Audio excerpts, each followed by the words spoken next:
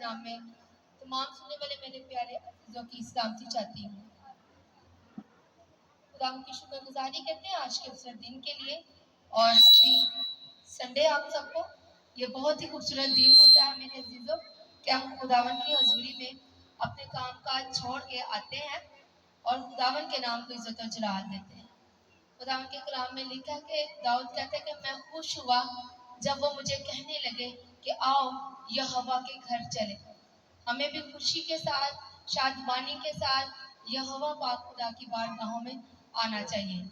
मेरे अज़ीज़ों, हम अपने पाक कलाम की ओर बढ़ेंगे, देखेंगे आज मेरे लिए और आपके लिए पाक कलाम में से नसीहत और तरबियत क्या है। तो मेरे साथ निकाल लीजिएगा 2 सैम और उसका 3rd चैप्टर है, 1st आयत है।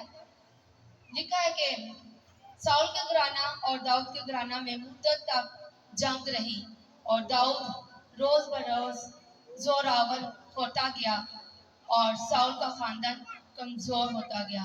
खुदावन के पाक कलाम पढ़े और सुने जाने पे खुदावन की बरकत हो, खुदावन की शुक्रगुजारी हो। मेरे अज़ीज़ों, जब ये आयत हम पढ़ते हैं तो यहाँ पे लिखा कि दाऊद रोज बरोज जोरावर होता गया और साउल, ना सिर्फ साउल ही बल्कि साउल का पूरा खानदान। हमें इस चीज से एक बात सीखने में नजर आती है कि दाऊद वहां पे जोरावर हो रहा है और ये ना सिर्फ साउल कमजोर हो रहा है बल्कि इसका खानदान भी, इसकी सल्तनत भी कमजोर हो रही है। हम बड़ी अच्छी सीरियल सीख रहे हैं, खुदा की मामूरी, खुदा की फुलनेस।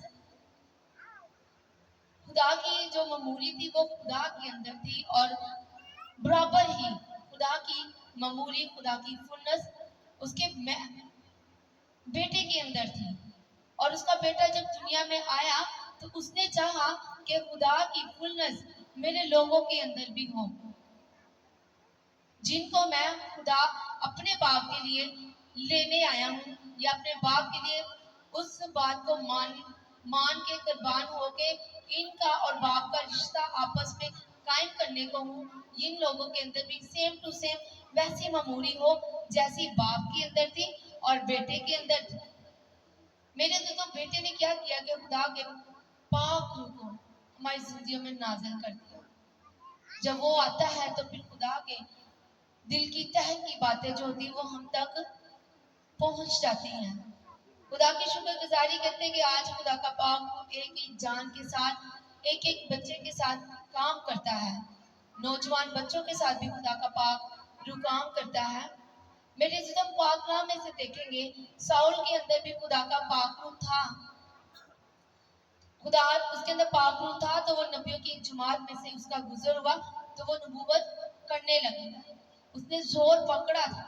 याद रखिएगा कि खुदा का पाक रूह आपको बार बार मौके नहीं देगा अपने साथ या खुदा की तह की बातों को आप तक पहुंचाने में।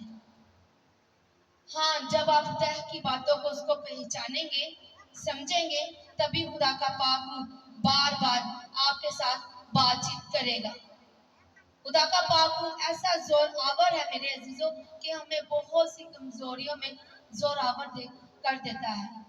बहुत से लोगों का माइंड ये है कि पाक रूह कुछ नहीं है, लेकिन मैं और आप इस चीज को बड़े अच्छे तरीके से जानते हैं। पाक रूह एक ऐसी हस्ती है जो अपने लोगों के अंदर से होकर काम करती है, वो उन्हें जोर और कुव्वत देती है। मेरी अज़ीज़ों, खुदा के कलाम में लिखा है कि साउल जब नबियों की जमात में से गुजरा तो वो नबूवत करने लगा। अब खुदा का पाक जब उसकी जिंदगी में था, उसके अंदर जोर भी था, उसे चाहिए था कि उस चीज को वो पकड़े रखता, लेकिन उसने उस चीज को थामे नहीं रखा। आस्ता आस्ता खुदा का पाक उससे जुदा होता गया और जैसे जैसे जुदा होता गया तो वो क्या हुआ, कमजोर तक कमजोर होता गया और वो अपनी सल्तनत से भी चला गया। दाऊद टीनेज का बच्चा था, वो बियाबानों में वर्शिप